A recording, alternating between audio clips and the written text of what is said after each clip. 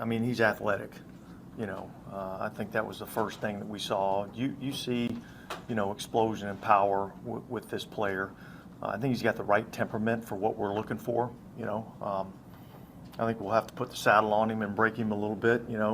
But but we'd rather have to pull the reins back rather than have to whip him to get him to go. So we're excited about working with him. Well, look, I think the first thing we got to do is we got to play him in at defensive tackle and let him learn there, let him develop there, both as a three technique and as a nose, and then we'll worry about trying to see that flexibility from a skill set standpoint. Yeah, he's got some flexibility.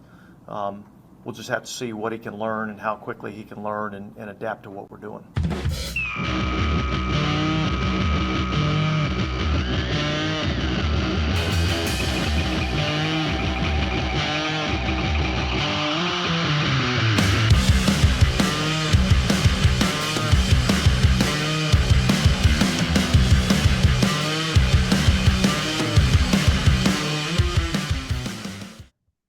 So apparently, both Trey Hendrickson and the Cincinnati Bengals are giving each other the silent treatment, which means the rumor mill has once again begun to churn about a new defensive end making their way to the Greenland Bears. Continuing on our conversation from last week about who's available and what the Bears still need, let's dive a little deeper into the defensive end of the world as we know it. So yeah, the clip that you just heard earlier was Bears' new defensive coordinator, Dennis Allen, talking about their latest draft pick, Shamar Turner, out of Texas A&M.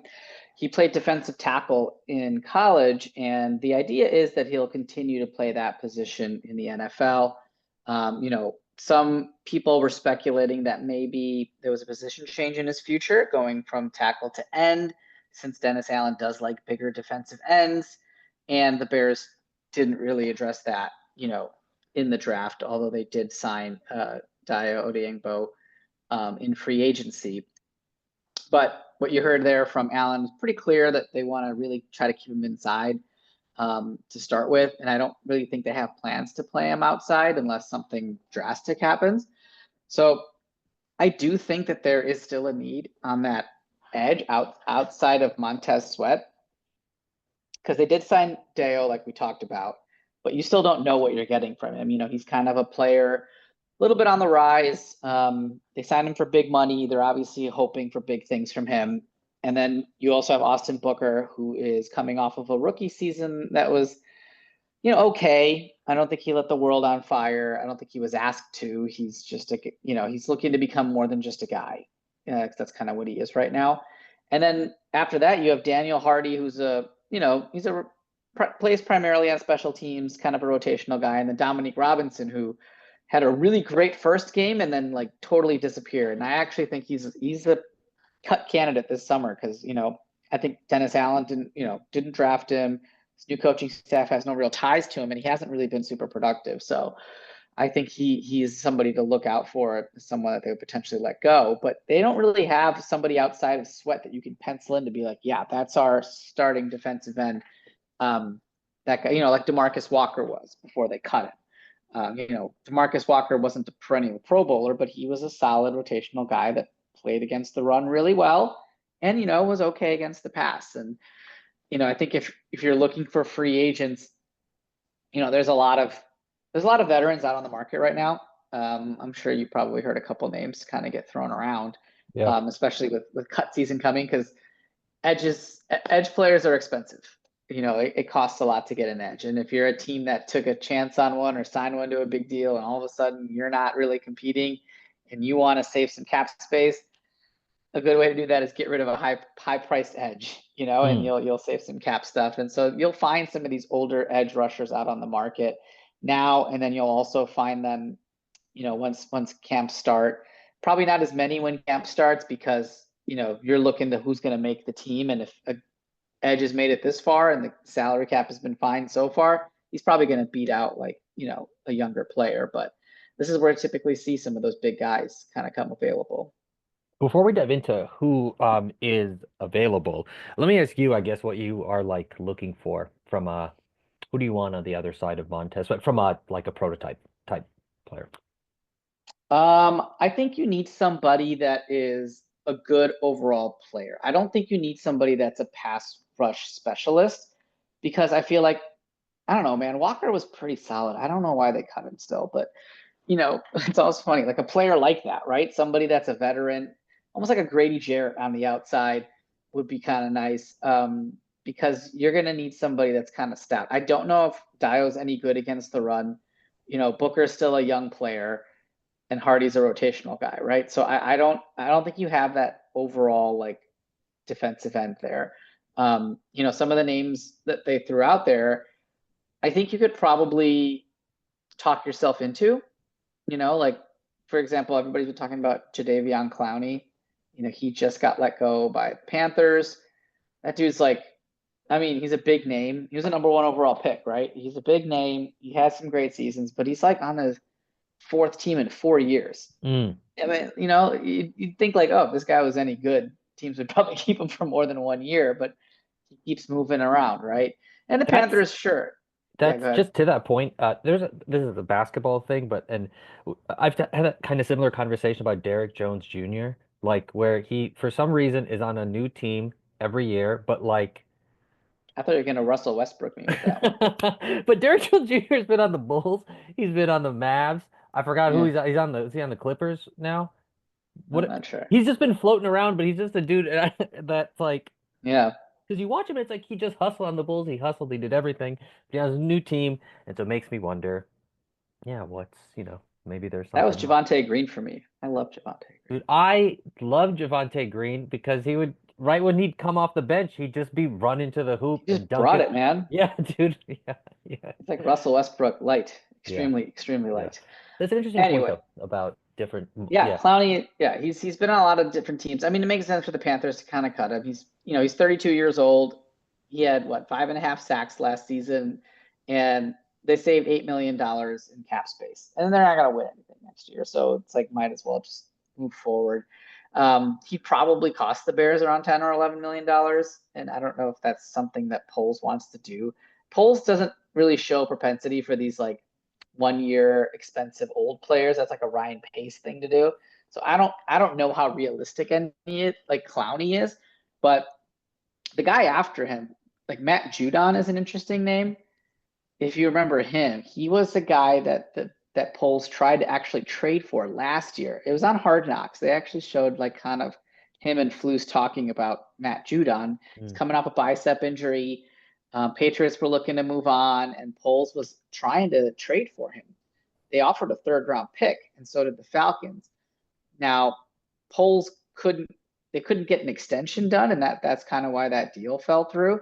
And Atlanta was okay giving up that 3rd-round pick without the extension done, and it kind of bit him in the ass because they never got one done, and he only had 1.5 sacks, and now he's a free agent. So they didn't get much for their 3rd-round pick.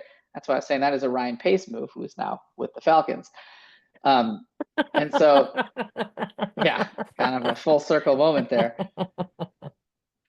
But what we know about Poles is, though, he when he tries to get a player and he doesn't get him, he tries again, right? Like Ryan Bates, he tried 3 times and he finally got him. And so maybe that what he's going to try to do with Judon. He doesn't have to trade for him. He just has to pay him.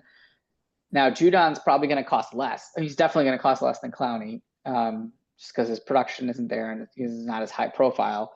He'll probably be somewhere in the range of 4 to 5 million, I probably guess.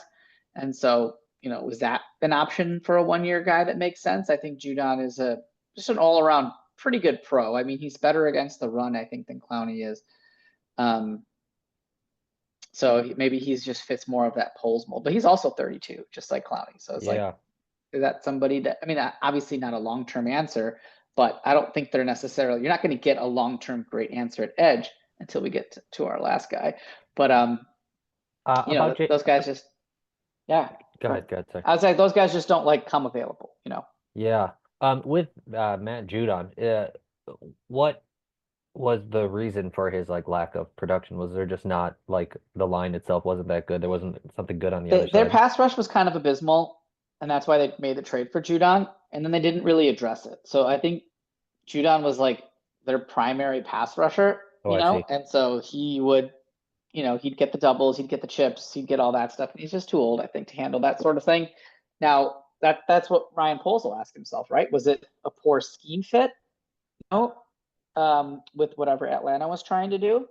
Or is Judon really did he just fall off a cliff? And that's something they're going to have to evaluate. Because here he wouldn't be the main guy, right? Sweat's going to be the main guy. And then it's like, who are you going to get to be the number two? Yeah. And is that a role that Judon can succeed in more? Yeah, I mean that adds a lot, I guess, as you're kind of talking through these people about, do you need a big superstar, just like a dude that's recently been cut, with having Sweat on the other side, that does like create a lot of leverage and maybe kind of offset if someone's not as stellar. Yeah. I mean, if you look at these guys, right? You look at Clowney and you look at Judon and like this other guy we're going to talk about here, Zadarius Smith. They're all pass rushers who at one point were pretty elite and now seem like they're on a new team every single year, because that's kind of what happens with pass rushers with your like Von Millers, right? And these guys is just like they just get shopped around because they sign these 1-year deals and they move from team to team to team that needs a pass rusher that's going to do this, and like nobody really wants to commit big money to it, unless you're like a TJ Watt or somebody along those lines. So like Zadarius Smith is another guy. He's also 32. He started the season on the Browns and then got traded to the Lions after Aiden Hutchinson went down, and so they needed him. This was obviously a Super Bowl contending team, so they decided to make the trade. And now the Hutchinson's going to be back. They don't need an aging Zadarius Smith an $11 million contract. So he got cut. He's on the open market. What's funny is he's played on the Vikings, the Packers, and the Lions. So the Bears are like the only NFC North team he hasn't played on. So might as well complete that little Hit for the cycle. And obviously he's got familiarity with Ben Johnson during their time in Detroit. Not that Ben coached him directly, but they've still been in the same locker room. So that one does kind of make a little bit more sense to me as well. He seems to have a little bit more left in the tank than Judon, and I don't think he would be as expensive as Clowney. So I think that's one that could make sense for the Bears. Now he's more of a pass rusher than like an overall edge. So you'd probably, and any of these three guys, right? Smith, Judon, Clowney, you still wouldn't be signing them to be your second defensive end. They would be coming off the bench behind probably Odiengbo on specialized plays or third downs, or they'd have packages. Like I don't think they'd be your every down lineman. I think they just the wear and tear there. So I think they'd be coming in on like pass rushing situations. Okay. Interesting. So before we get to the last gentleman, Mhm. so we're going in assuming most likely we're going to be in some kind of that side's going to be a rotational position.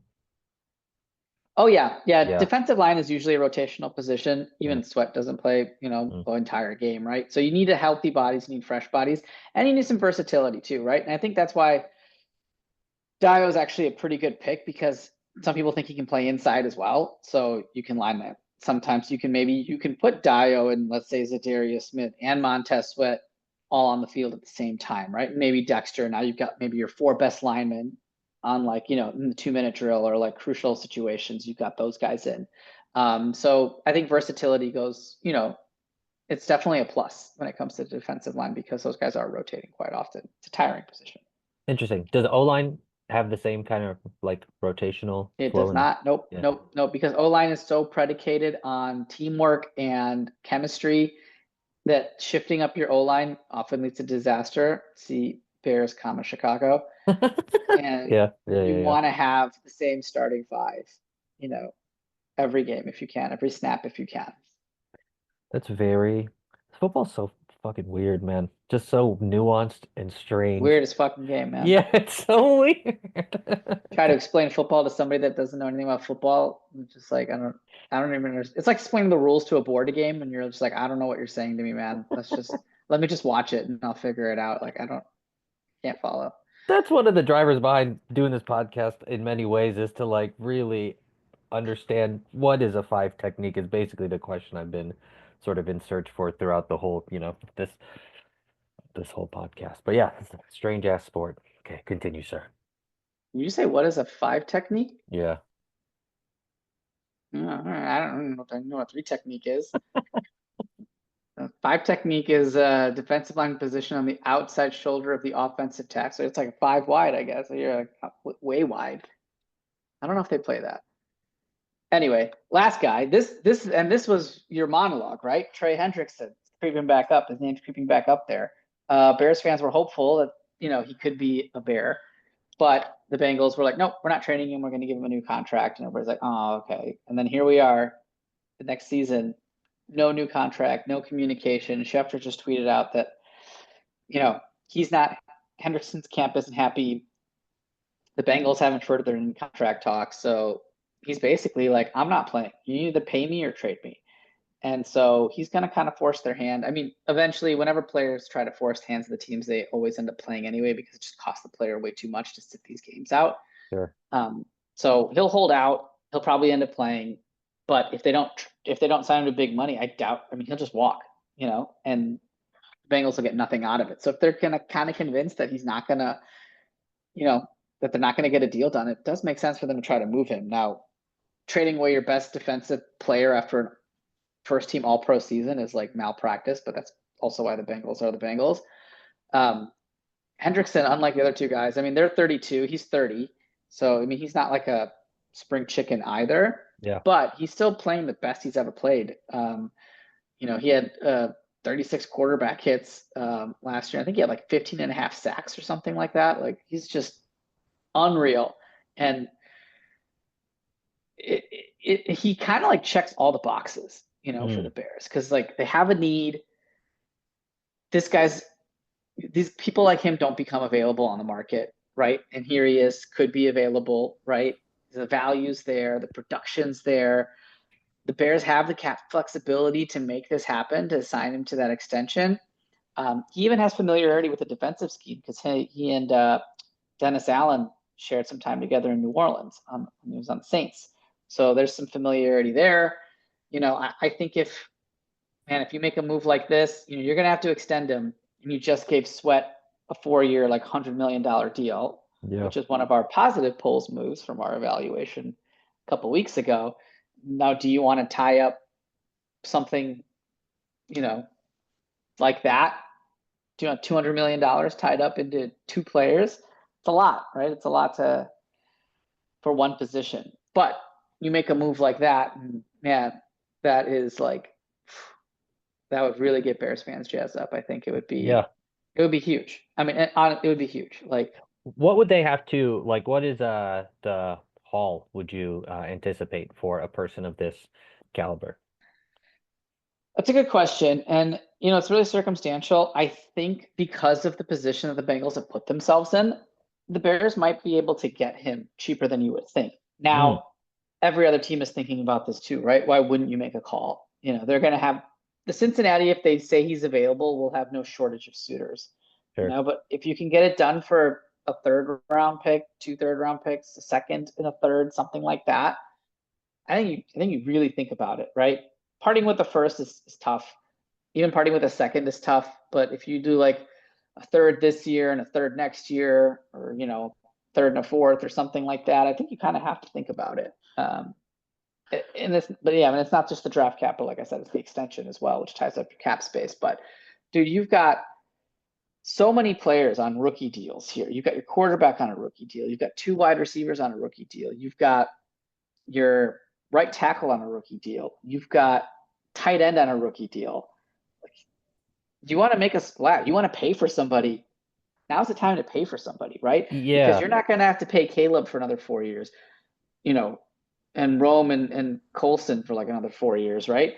If you extend Trey Hendrickson for another 3, you'll still have that freed up by the time it's time to extend these guys. So if you want to take a swing, now's the time. Yeah, I mean, what else? Because they basically, I mean, this whole offseason was spend all the money you got on all these people to fill up these holes, and so now you're getting, I mean, what do you need What are that you money gonna do? for? Yeah, let's just ride. Let's ride, and and then when it's time, because it's gonna be that much harder. You're not gonna be able to sign guys like this, right? When you have to pay Caleb, assuming that he pans out, and you do have to pay him. Somebody like Rome or Luther that you want to extend, like you're not gonna have money for guys like this. You're gonna be drafting guys like this, or trying to find guys like this. But if you've got a proven guy and you have financial flexibility to do so, take the shot, man.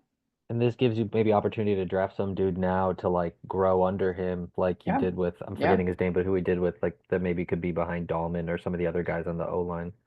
Yeah, like we did with Luke Newman and Ozzie Trapillo. Yeah, Like, yeah, opportunities to like yeah, grow these dudes behind these guys you paid big money for. So by the time they're gone, you have these young bucks yep. that can sort of fill in the role. Okay, cool. So as we close out today's episode, of these four, kind of maybe, who is your ideal, and then maybe Oh, where ideal you, would be Trey Hendrickson yeah, for sure. I mean, yeah, he's the only superstar of the group. The other would just be dudes that are on a 1-year rental, yeah, and you'd expect Poles to maybe draft somebody high next year, or bring in some youth there. But honestly, realistically, I don't see any of these four ending up on the Bears. It's just not how Poles does business. I yeah, would expect him to try to be shrewd and like wait for camp cuts and find a deal like he did, or like Darrell Taylor, for example, that we got from the Seahawks last year for a 6th-round pick. Somebody like that finds himself as the odd man out. I would look for Poles to do something like that. yeah. Gotcha. Interesting. Okay, so any Yeah. final thoughts, any things to look forward to? I mean, We did get some schedule leaks. yeah, The Bears are playing week 16 on a Saturday. They're hosting the Packers. And since it's a Saturday game, a lot of people speculate that they're also going to be playing on Christmas Day, which is the following Thursday, because it gives them that extra day of rest. Because the Saturday games that Saturday week 16 games are Commanders, Eagles, and Packers, Bears. And all four of those teams play each other. So you can have any permutation of those on Christmas Day also. The Bears could either play the Commanders or the Eagles, and the Packers could also all play the Commanders or the Eagles. So I think the NFL did that, and I think we're going to see some combination of that matchup on Christmas Day. Also, another schedule leak that came out was the Bears are playing at Philadelphia on Black Friday. So we're black because they're probably gonna get killed in that one. I think the line's already out. I think it's already Eagles -7. So oh shit. there you go. Okay. Any articles, any things that people should check out? Yeah, basically what we just talked about, I wrote earlier today on Tap Sports. So check it out if you don't want to listen to my voice and would rather just read, but read it in my voice, so it's in your head anyway. You can check it out at ontapsportsnet.com. Where can people follow you? At smpatel06, both on X Got and Insta. Follow me there. For those of you that don't know, I do improv. For those of you that do know, I do improv. I'm going to be doing 2 shows this week, one on Tuesday at the Bug House at 7:30, and then show's called Slow Slugs. I'm just opening for their show. And then on Saturday, I will be at the Lincoln Lodge performing in a show called Dr. Fixby, which is an improvised talk show. So if you're in the city, come check it out or fly in and say, what's up? We can talk Look at Bears that. after the show. If you fly in, you can be a special guest on the pod. Yeah, if you fly in, you can be a special guest on the pod for sure. Fly in. That's a rule. We should come up with house rules. You fly in, you can be on the pod. We can't house you. We won't pay for your ticket, but we will host you on this pod. Yep. You can follow me on Instagram at Mr. Rathod's Neighborhood. For Samir Patel, I'm Chirag Rathod. We're the Bears in the neighborhood, and we will catch you all next week. Rest in peace, Celtics.